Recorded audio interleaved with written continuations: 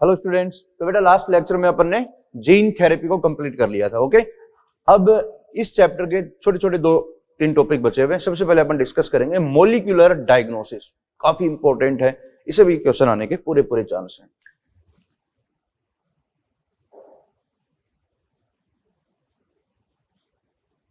Molecular diagnosis,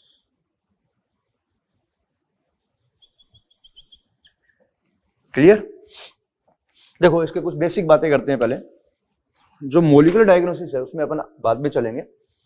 जो आपके traditional diagnostic methods होते हैं बेटा,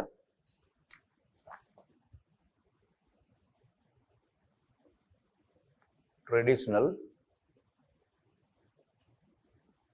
डायग्नोसिस, उसमें अपन जनरली क्या करते हैं बेटा, जो यूरिन है एंड सीरम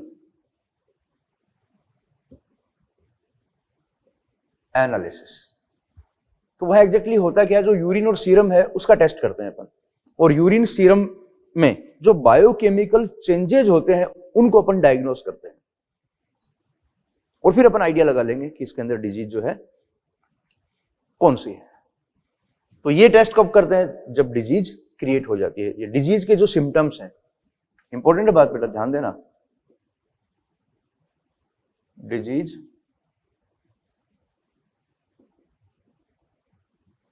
सिम्टम्स। तो डिजीज सिम्टम जो है ऑब्वियसली वो आपकी यूरिन और ब्लड जो है उनमें बायोकेमिकल चेंजेस करेंगे। तो उन सिम्टम्स को अपन डायग्नोस करते हैं by urine and serum analysis. इसका मतलब डिजीज हो चुकी है, डिजीज के सिम्टम्स जो है वो विजिबल है, और अपन इन टेस्ट के थ्रू उनको डिटेक्ट कर लेते हैं। ये we can say that after the disease symptoms. और डिजीज सिम्टम आ गई तो आपका इसका मतलब हो गया कि बॉडी के अंदर जो माइक्रोब्स हैं, जो पैथोजेंस हैं, पैथोजेंस उनका नंबर बहुत ज्यादा होता है। ऑब्वियसली उनकी कंसंट्रेशन क्या हाई है, cause disease, create the symptoms, and we detect these symptoms by traditional diagnostic methods like urine and serum analysis. लेकिन मोलिकुलर डायग्नोसिस में आपको क्या करना है बेटा, before creating the disease symptoms, आपको पहले ये आइडेंटिफाई करना है कि इसके अंदर कौन सा पैथोजन जो है बॉडी के अंदर एंटर हो चुका है डिजीज सिम्टम आने से पहले। तो यहां पर मोलिकुलर डायग्नोसिस में जो अपन मेथड्स काम में लेते हैं वो है बेटा आपका rDNA, recombinant DNA technology, recombinant DNA technology. इसके अलावा पीसीआर का यूज भी करते हैं अपन, पीसीआर पॉलीमरेज चेन रिएक्शन। इसके अलावा इसमें अपन अलीजा टेस्ट, इसकी बात भी करेंगे थोड़ी सी। ये तीनों इंपॉर्टेंट हैं जिसमें अपन मेनली पीसीआर और एलिजा पे फोकस करेंगे। इसके अलावा रिया भी होता है बेटा। एलिजा तो जानते हो ना, एंजाइम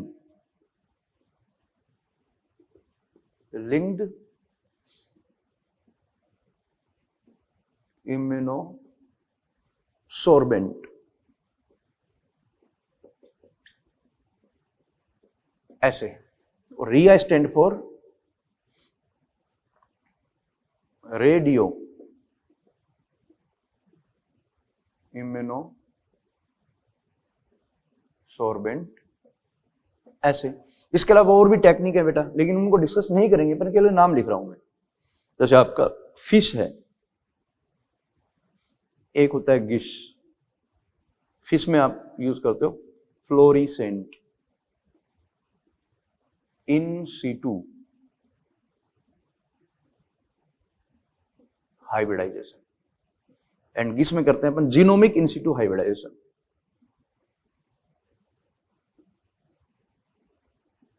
और भी है बेटा, जैसे माइक्रो एरे,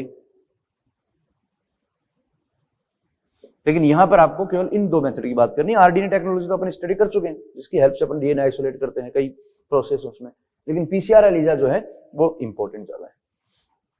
तो इन टेक्निक की हेल्प से अपन कर क्या रहे हैं बेटा, ये these are the methods of molecular diagnosis. और अपन क्या करते हैं, अर्ली डिटेक्शन,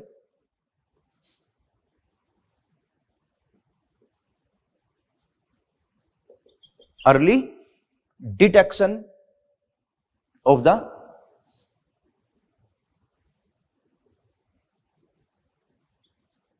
पैथोजेंस। बिल्कुल इंपॉर्टेंट बात है बेटा, early detection of the pathogen possible by these methods.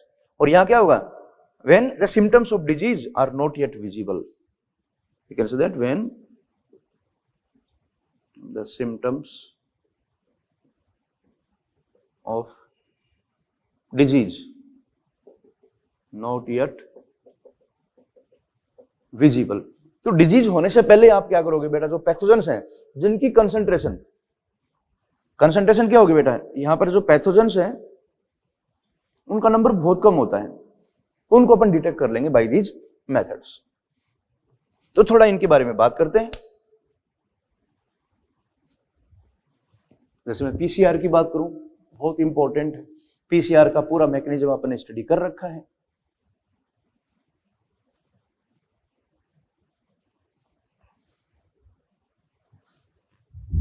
पहले पीसीआर की बात करें।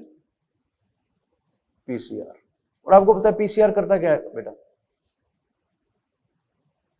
Amplification of nucleic acid. RNA को भी एम्प्लीफाई करवा सकते हैं और डीएनए को। तो अपन करेंगे क्या, जो पैथोजन लो कंसंट्रेशन में है उन पैथोजन के न्यूक्लिक एसिड को अपन ऑब्टेन कर लेंगे, पीसीआर की हेल्प से उसका एम्प्लीफिकेशन करवा लेंगे ताकि उनका नंबर इंक्रीज हो जाए, फिर उनको डिटेक्ट कर लेंगे, पता लग जाएगा कि ये वायरस है या बैक्टीरिया है। तो डायरेक्ट अपन उस पैथोजन को आइडेंटिफाई कर लेते हैं by the help of PCR. और इसका यूज भी है, देखो बेटा, पीसीआर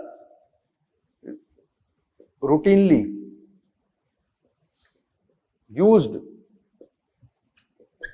to detect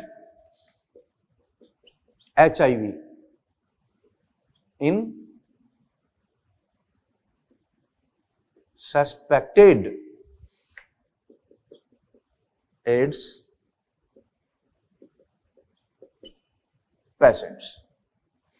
जो सस्पेक्टेड एड्स पेशेंट हैं, उसको सस्पेक्ट है वो, तो अपन उनके ब्लड से जो वायरस है उसको डिटेक्ट कर सकते हैं, पता लगा लेंगे एचआईवी है या नहीं है। तो आजकल जो है एचआईवी को डिटेक्ट करने के लिए रूटीनली किसका यूज हो रहा है, पीसीआर। और पीसीआर जो है बहुत ही बेस्ट मेथड है। क्लियर। इसके अलावा देखो और यूज इसका, also used to detect mutation in suspected cancer patient। तो आपको पता है कैंसर के लिए कई बार म्यूटेशन हो जाता है जीन में, तो कैंसर हो सकती है, तो अपन क्या करेंगे, उस म्यूटेशन को पहले डिटेक्ट कर लेंगे ताकि इसमें कैंसर होने के चांस हैं या नहीं है, तो म्यूटेशन को डिटेक्ट कर सकते हैं। इसके अलावा और देखो बेटा, ऑल्सो यूज्ड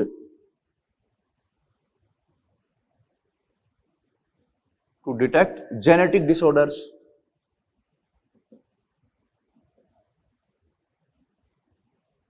जेनेटिक डिसऑर्डर्स बिल्कुल सिंपल है, पीसीआर के यूज हो गए।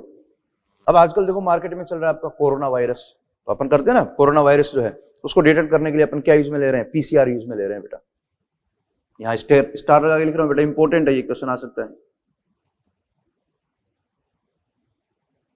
RT-PCR is used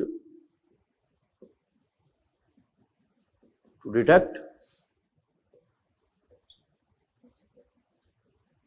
corona virus. Clear. और आप जानते हो बेटा, जो कोरोना वायरस है वो आरएनए वायरस है, आरएनए वायरस। तो देखो उसमें डिजीज होने से पहले अपन उसको क्या कर लेते हैं, डिटेक्ट कर लेते हैं कि भाई आप किसी के जो है कांटेक्ट में आए तो सस्पेक्ट हो गए ना, तो सस्पेक्ट हो गए तो वो सैंपल लेंगे आपका सलाइवा सैंपल, तो वहां पर वो क्या करेंगे, डिटेक्ट करेंगे इसको कोरोना को, तो उसमें यूज करते हैं आरटीपीसीआर। देखो आरटीपीसीआर रिवर्स ट्रांसक्रिप्टेज पीसीआर, उसमें होता क्या है आपको पता है, कोरोना जो वायरस है उसमें आरएनए है, तो आरएनए डिटेक्ट हो गया तो आरएनए को अपन पहले रिवर्स ट्रांसक्रिप्टेज की हेल्प से डीएनए में कन्वर्ट करेंगे, फिर उसका एम्प्लीफिकेशन करवाएंगे, देन उसको पता कर लेंगे कि ये कोरोना वायरस का ही आरएनए डीएनए है या किसी और का है। तो RTPCR now used to detect the corona virus in suspected COVID patients. Disease हो गई तो ऑब्वियसली फिर तो डिजीज का आपको जो है ट्रीटमेंट देना पड़ेगा अगर कोविड हो गया तो, लेकिन उससे पहले अपन डिटेक्ट कर सकते हैं।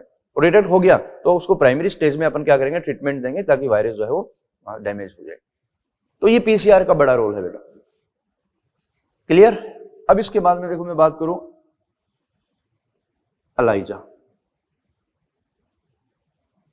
इम्यूनोसॉर्बेंट, एंजाइम लिंक्ड इम्यूनोसॉर्बेंट ऐसे। तो बिल्कुल simple, ELISA based on the principle of antigen antibody interaction, बहुत इंपॉर्टेंट है,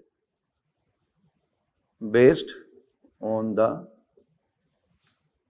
एंटीबॉडी एंटीजन इंटरेक्शन। इसकी हेल्प से अपन जो सस्पेक्टेड है उसके ब्लड से एंटीजन अगर आपने ऑब्टेन किया तो एंटीबॉडी यूज लेते हैं, एंटीजन अगर ऑब्टेन किया तो एंटीबॉडी की हेल्प से इंटरेक्शन करवाएंगे और पता कर लेंगे कि इसके अंदर वो प्रेजेंट है या एब्सेंट है। और उसकी हेल्प से अपन मैनी डिजीज को डायग्नोसिस करते हैं, used to diagnose many disease. और जनरली जो है इसको पहले अपन काम में लेते थे किसके लिए, एचआईवी डिटेक्शन के लिए। लेकिन जो इंपॉर्टेंट है, जो कंफर्मेटरी प्रूफ है वो पीसीआर होता है। एलाइजा से आप करोगे डिटेक्शन तो पता लग गया कि एचआईवी पॉजिटिव है, एचआईवी मिला, लेकिन फिर पीसीआर करना पड़ेगा, वो कंफर्मेटरी एविडेंस होता है। तो ये एलाइजा की बात कर दी, क्लियर। इसके अलावा रिया जो है, रिया में भी क्या करते हैं बेटा, इम्यूनोसॉर्बेंट ऐसे करते हैं, डिटेक्शन करते हैं एंटीबॉडी एंटीजन का, लेकिन वहां पर रेडियो एक्टिविटी को यूज में लेते हैं। जैसे यही लिख रहा हूं मैं रिया, ये किसके ऊपर बेस्ड है बेटा, बेस्ड ऑन रेडियो एक्टिविटी। और यहां पर भी एंटीजन एंटीबॉडी इंटरेक्शन करते हैं, तो रेडियो एक्टिविटी इसमें काम में लेते हैं, लेकिन यहां पर रेडियो एक्टिविटी का कोई रोल नहीं है। यहां पर एंजाइम लिंक्ड इम्यूनोसॉर्बेंट है, एंजाइम होता है स्पेसिफिक जो कलर कन्वर्ट प्रोडक्ट जो बनाएगा वो कलरफुल बनाएगा। कलर आ गया इसका मतलब उसके अंदर एंटीजन है, नहीं आया तो एंटीजन एब्सेंट है। तो ये मेथड्स हैं। इसके अलावा एक पॉइंट और उन्होंने डिस्कस किया है, थोड़ा सा मैं बता देता हूं आपको। जो डीएनए प्रोब है, आरएनए प्रोब है, उनका भी यूज कर सकते हैं to detect the mutation.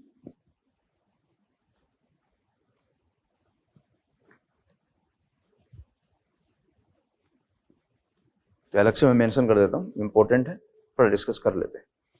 Okay, a single standard DNA और RNA tagged with a radio molecule.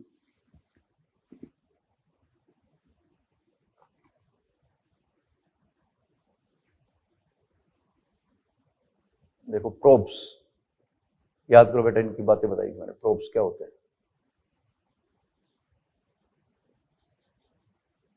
क्या है, single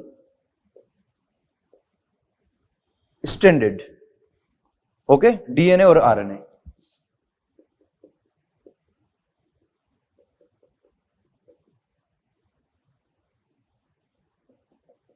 tagged with a radio active molecule.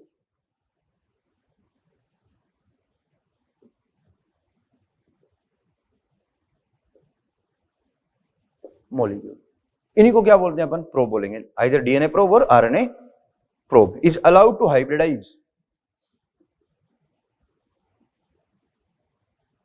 allowed to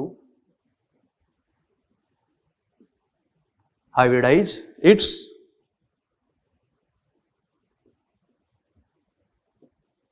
complementary DNA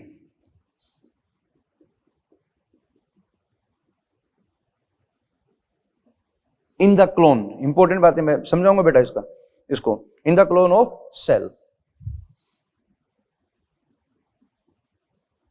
in the clone of cells followed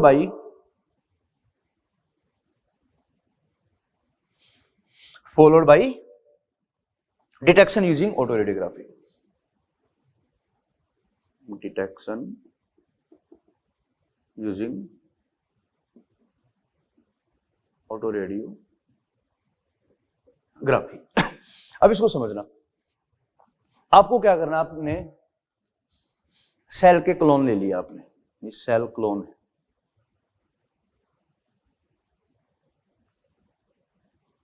ये human से आपने लिए और आपको शक है कि इन सेल्स में, इस टिश्यू की इन सेल्स में म्यूटेशन हो रखा है, आपको उस म्यूटेशन को डिटेक्ट करना है।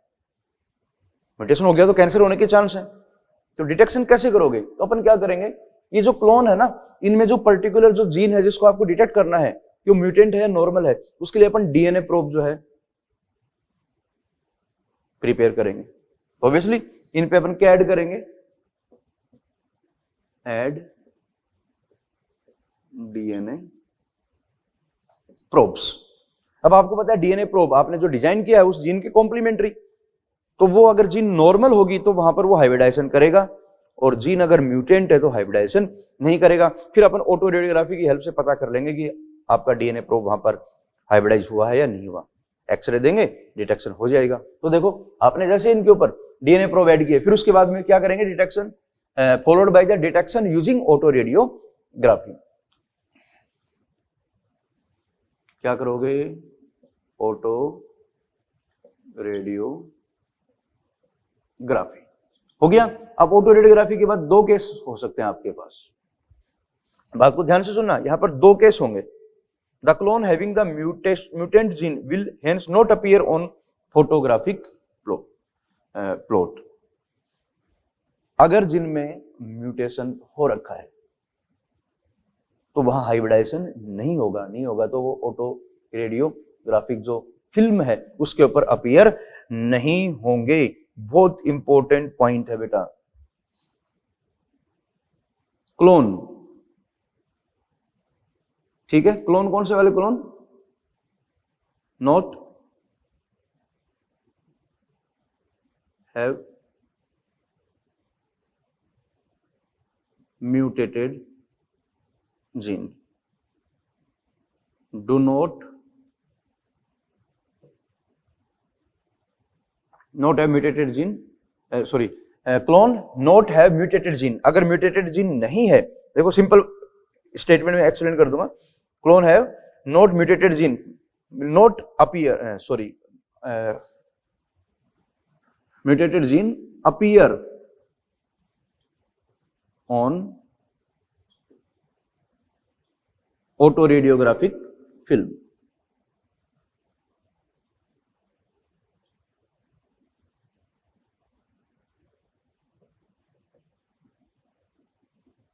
तो जिनमें म्यूटेशन नहीं है बेटा, इसका मतलब वो नॉर्मल है। ये नॉट हैव म्यूटेटेड जीन, जिनके पास म्यूटेटेड जीन नहीं है, तो ऑब्वियसली म्यूटेटेड जीन नहीं है तो वो नॉर्मल है। नॉर्मल होंगे तो उनके पास डीएनए प्रोब हाइब्रिडाइजेशन करेंगे, और हाइब्रिडाइजेशन करेंगे तो ऑटो रेडियोग्राफिक फिल्म पे वो अपीयर हो जाएंगे। लेकिन the clone those have mutated gene, mutated gene अगर है तो हाइब्रिडाइजेशन नहीं होगा तो अपन बोल सकते हैं not appear on auto radiographic film. तो जहां पर आपको ऑटो रेडियोग्राफ मिलेगा, अगर मिल गया क्लोन का, तो क्या बोलोगे, पक्का उसमें नॉर्मल जीन है। और ऑटो रेडियोग्राफ नहीं मिला अगर आपको, तो पक्का उसके अंदर म्यूटेंट जीन है, इसका मतलब म्यूटेशन हो गया है, तभी आपका डीएनए प्रोब हाइब्रिडाइज नहीं होगा। तो पक्का क्या बोल दोगे, अगर म्यूटेटेड जीन है तो इसका मतलब वहां पर किसके चांस हैं, म्यूटेशन हो गया तो यहां पर कैंसर के चांस होंगे। बात समझ में आ गई बेटा? इतने में कर लोगे, बिल्कुल सिंपल है। Clone have mutated gene appear on, not have mutated gene appear on auto radiographic film, clone have mutated gene not appear, लिखा not appear on auto radiographic film, it means it cause cancer. तो हाँ, cancer को अपन detect कर सकते हैं DNA RNA probe की help से। तो ये कुछ मैंने एग्जाम्पल बताई, और उसके बाद में अपन ने बात कर ली कि किस तरह से इनको अपन यूज करते हैं। तो these are the molecular diagnostic methods, ठीक है। अब इन मेथड के बाद अपन छोटा सा पॉइंट और है आपका ट्रांसजेनिक एनिमल्स, पहले उनकी बात कर लेते हैं। ट्रांसजेनिक एनिमल्स, तो नेक्स्ट हेडिंग है ट्रांसजेनिक एनिमल्स, ठीक है बेटा। तो बात करते हैं ट्रांसजेनिक एनिमल्स।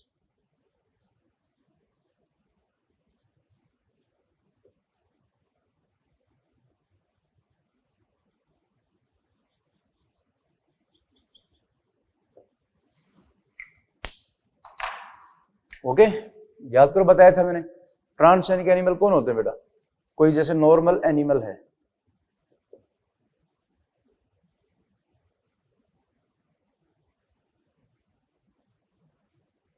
नॉर्मल फॉर्म में है, ओके, और इसको अपन ट्रांसजेनिक एनिमल कन्वर्ट करेंगे तो इसके अंदर क्या ऐड करेंगे? ट्रांसजीन,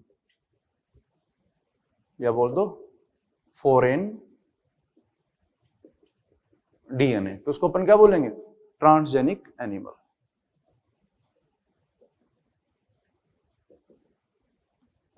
अब ट्रांसजीन का नंबर एक भी हो सकता है, मैनी भी हो सकती है, okay, that is called transgenic animal. और एनिमल अपन प्रोड्यूस कर भी चुके हैं बेटा, यहां पर केवल थ्योरेटिकल बातें चलेंगी, अब तो थोड़ा समझना।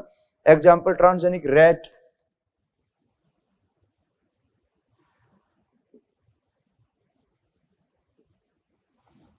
Okay, transgenic rats, rabbits,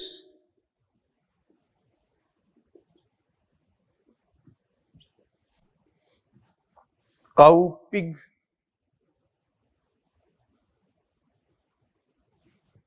सीप्स, fish etcetera, जिनका अपन प्रोडक्शन कर चुके हैं। लेकिन इंपॉर्टेंट है बेटा यहां पर याद रखना, over 90% of, over 95%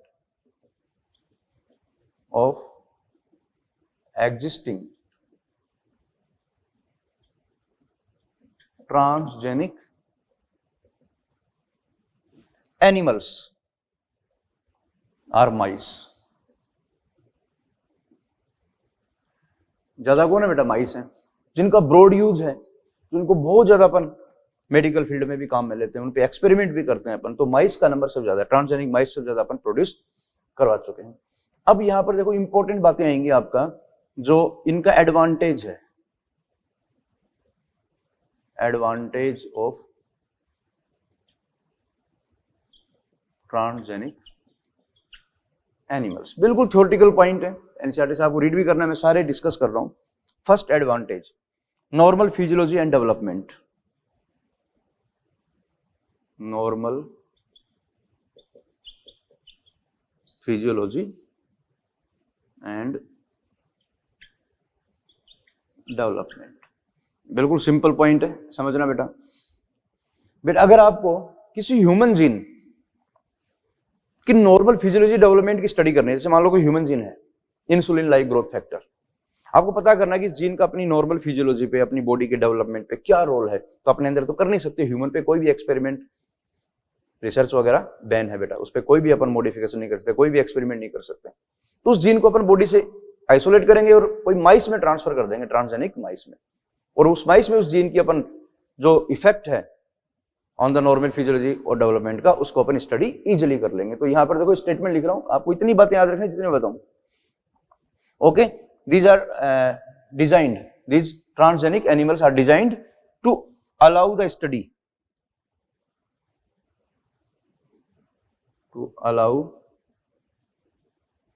the study of how gene, of how a gene regulated and how they affect, how gene regulated and how they affect the normal functions of body, and how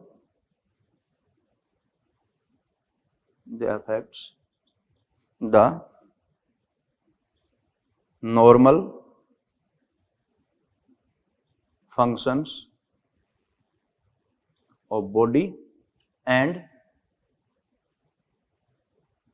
development. उसकी study करेंगे अपन transgenic animals में। और यहां example भी दिया बेटा जिसकी study कर, बहुत सारी जीन की स्टडी कर चुके हैं, लेकिन एग्जांपल दिया insulin like growth factor, example insulin like growth factor, बिल्कुल सिंपल है। उसके बाद देखो बेटा अगला जो है स्टडी ऑफ डिजीज,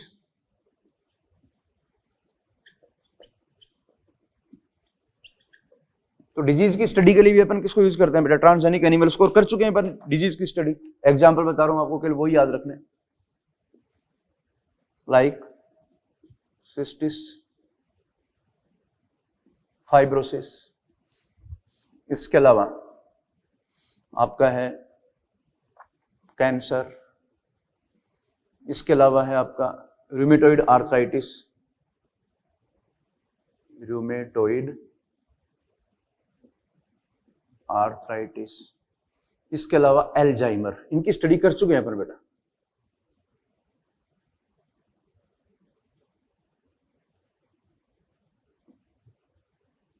अल्जाइमर, तो ये डिजीज जो है उनकी स्टडी अपन ट्रांसजेनिक एनिमल में कर चुके हैं, तो थोड़ा इंपॉर्टेंट है, ये थोड़ा आपको याद रखना है। क्लियर? और बिल्कुल थ्योरेटिकल में बता रहा हूं, जैसे आपको बता रहा हूं वैसे आपको यहां पर याद भी रखना है। यहां मेंशन कर देते हैं इसको, आर्थराइटिस एंड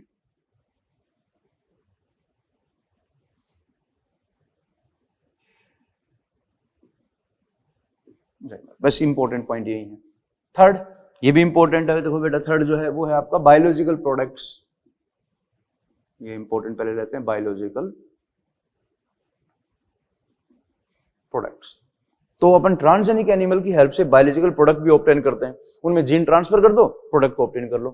वो प्रोडक्ट मेडिसिन भी हो सकता है, कोई एडिबल प्रोडक्ट भी हो सकता है। जैसे याद करो बेटा बायोलॉजिकल प्रोडक्ट, तो यहां पर अपन किसकी बात कर रहे हैं बेटा? मॉलिक्यूलर फार्मिंग की, मॉलिक्यूलर फार्मिंग। तो उसमें फॉरेन जीन ट्रांसफर करो, प्रोडक्ट को ऑब्टेन करेंगे, जैसे अपने प्लांट में किया था ना मॉलिक्यूलर फार्मिंग, टेलर प्लांट में। इस तरह से एनिमल में भी अपन प्रोडक्ट ऑब्टेन करते हैं। जैसे एग्जांपल बता रहा हूं, अल्फा-1 एंटीट्रिप्सिन,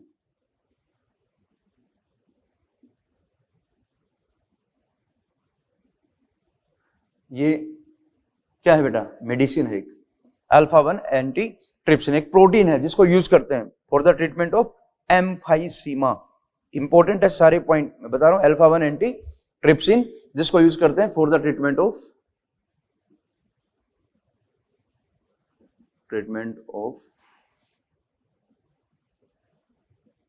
एम्फाइसीमा।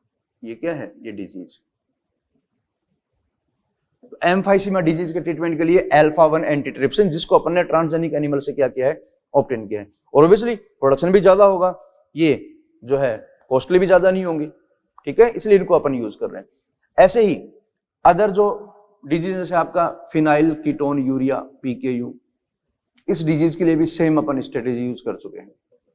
इनके लिए भी अपन ट्रीटमेंट जो है वो डेवलप कर चुके हैं।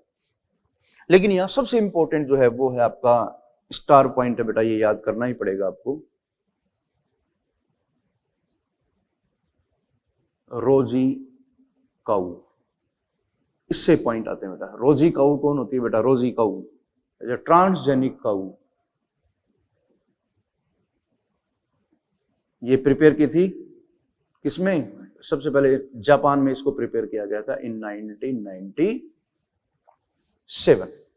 जो क्या है? ट्रांसजेनिक काऊ है, जिसके अंदर ह्यूमन जीन प्रेजेंट होती है। इट कंसिस्ट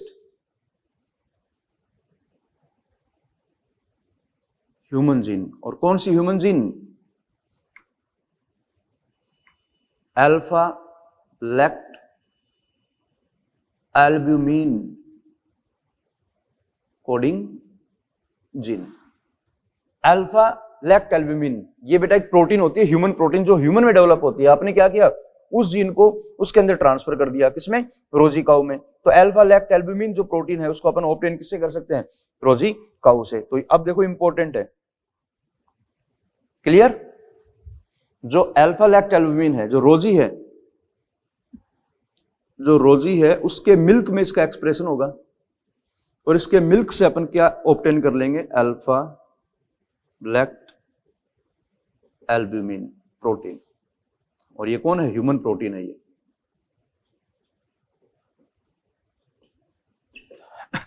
इसका जो अमाउंट है ये भी इंपॉर्टेंट है, देखो जिसका अमाउंट है, जो मिल्क में अमाउंट है, इसके डेटा याद रखने, 2.4 ग्राम पर लीटर। कितना अमाउंट प्राप्त होगा? 2.4 gram per litre in Rosie milk. That is the human protein alpha lactalbumin, that is nutritionally balanced food for baby. Nutritionally balance food for human baby. तो इससे अलावा कोई question नहीं पूछेगा। Rosie cow, Rosie is a transgenic cow developed by Japanese in 1997। सबसे पहले 1997 इसको develop किया था। Human gene alpha lactalbumin gene inserted into the Rosie cow. Rosie milk produce alpha lactalbumin protein 2.4 gram per litre amount and it is nutritionally very important balanced food for the human baby. तो यहां से question generally वो पूछता रहता है, इसको आप अच्छे से इसको। और एक ये बताया मैंने, alpha 1 antitrypsin is used to treat the emphysema disease के लिए। तो ये हो गया आपके बेटा बायोलॉजिकल प्रोडक्ट्स। इसके अलावा 2 पॉइंट और बता रहा हूं बेटा, यहां पर देखो। नेक्स्ट केवल हिंट दे रहा हूं, वैक्सीन सेफ्टी और केमिकल सेफ्टी।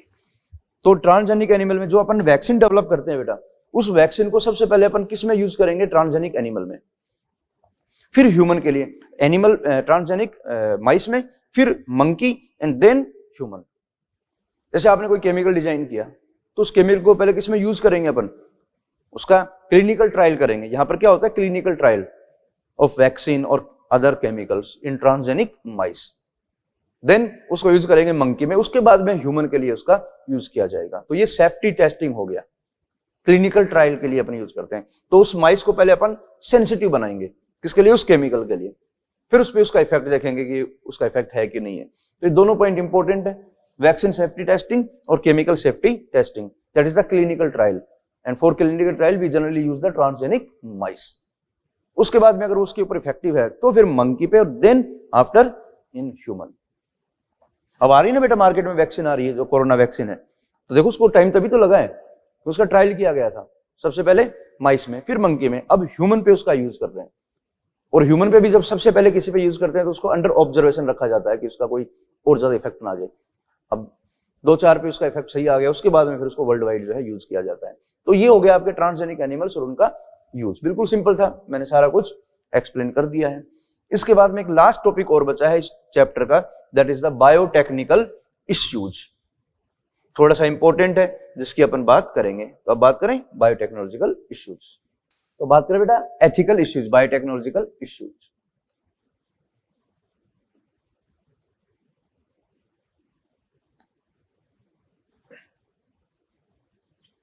देखो ये किससे रिलेटेड टॉपिक, थोड़ा सा इंपॉर्टेंट है, कॉन्सेप्ट क्लियर कर देते हैं। अभी तक देखो आपने बायोटेक में क्या स्टडी किया? ट्रांसजेनिक एनिमल बना रहे हो, ट्रांसजेनिक प्लांट, ट्रांसजेनिक माइक्रोब्स। तो बेटा आपने अगर उसमें ट्रांस जीन को इंसर्ट किया है तो उसका जो रिजल्ट है वो अनप्रिडिक्टेबल हो सकता है।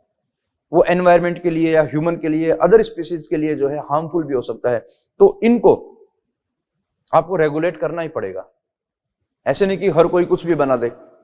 तो पहले ये इवोल्यूएट करना पड़ेगा कि वो जो एक्सपेरिमेंट है वो अपने लिए हेल्पफुल है या हार्मफुल है। इसलिए इश्यूज यहां पर डेवलप हो जाते हैं। छोटी छोटी और कई बातें आएंगी। तो यहां पर देखो एक पॉइंट है इंपॉर्टेंट, थ्योरेटिकल पॉइंट ज्यादा है इसमें, the manipulation of living organism, the manipulation of living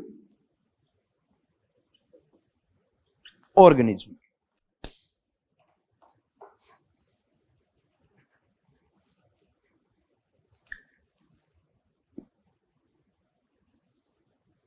leads to unpredictable results. Okay, it may be harmful for the environment. So यहां पर जो इंपॉर्टेंट बात है ये है, तो जेनेटिक मॉडिफिकेशन जो होते हैं ऑर्गेनिज्म में, उनका रिजल्ट अनप्रिडिक्टेबल हो सकता है। इसलिए यहां पर आपको क्या करना पड़ेगा? इनको रेगुलेट करना पड़ेगा। Okay, required to evaluate, it required to evaluate the morality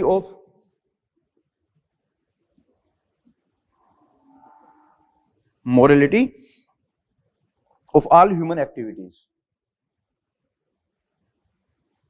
human activities okay, might help और हार्म लिविंग ऑर्गेनिज्म। उसके लिए क्या किया, एक ऑर्गेनाइजेशन है, इंडियन गवर्नमेंट ने एक ऑर्गेनाइजेशन को डेवलप किया, दैट इज जीईएसी, जो सबसे इंपॉर्टेंट है, यहीं से क्वेश्चन आता है। GEAC, genetic engineering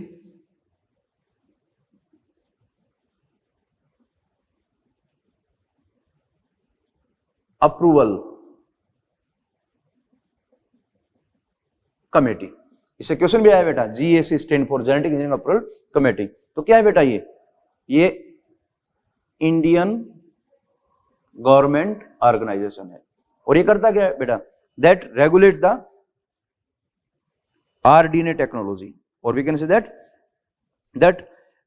make decision regarding the validity of GM research, make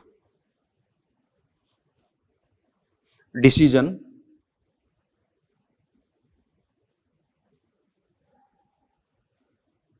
regarding the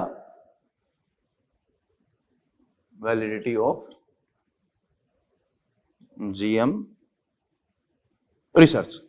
बेटा बहुत इंपॉर्टेंट है, यहां पर आप जीएम रिसर्च कर रहे हो तो आपको अप्रूवल लेना पड़ेगा, किससे, जीएसी से, कि वो हार्मफुल है या हेल्पफुल है, या फिर उसकी वैलिडिटी कब तक आप उसको यूज कर सकते हो, क्योंकि ट्रांसजेनिक ऑर्गेनिज्म को आप एनवायरमेंट में फ्रीली नहीं छोड़ सकते बिना अप्रूवल लिए।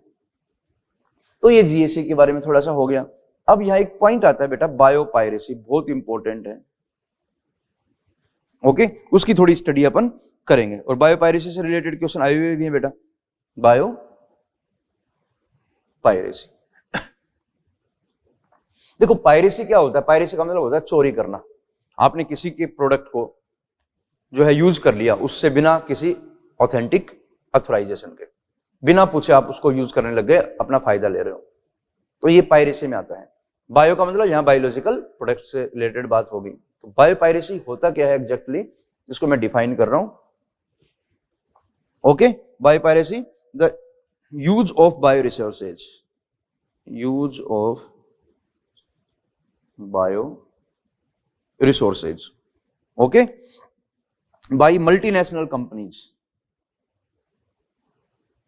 Multinational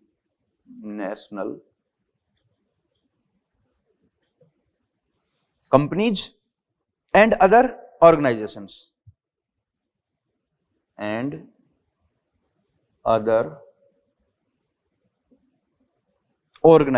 without proper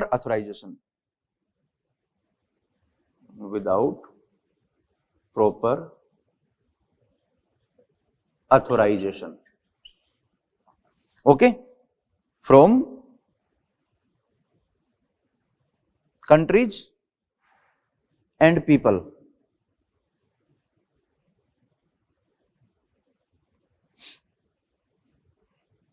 concerned without compensatory payment,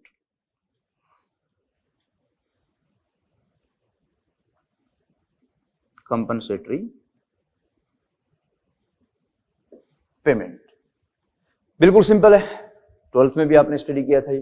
तो बायोपायरेसी है वो क्या है बेटा, अगर आप किसी बायो रिसोर्स को यूज कर रहे हो बिना उस कंट्री से, बिना कोई प्रॉपर ऑथराइजेशन के, बिना उसको कंपनसेटरी पेमेंट के, तो ये किस में आ जाएगा, बायोपायरेसी में। और ऐसे एग्जांपल दे रखे हैं, जैसे इंडिया में आपका टर्मरिक होता है बेटा, राइस की बहुत सारी बासमती वैरायटीज हैं, उनको कुछ लोग जो अमेरिका वगैरह हैं उन्होंने ग्रो करवा लिया, उनको पेटेंट करवा लिया, तो उसमें नुकसान अपना हो जाता है बेटा, क्योंकि अपना वो लोकल वैरायटी थी।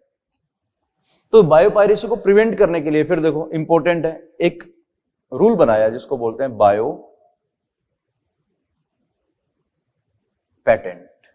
बायो पेटेंट क्या होता है बेटा, bio patent is a right, it is a right to prevent biopiracy.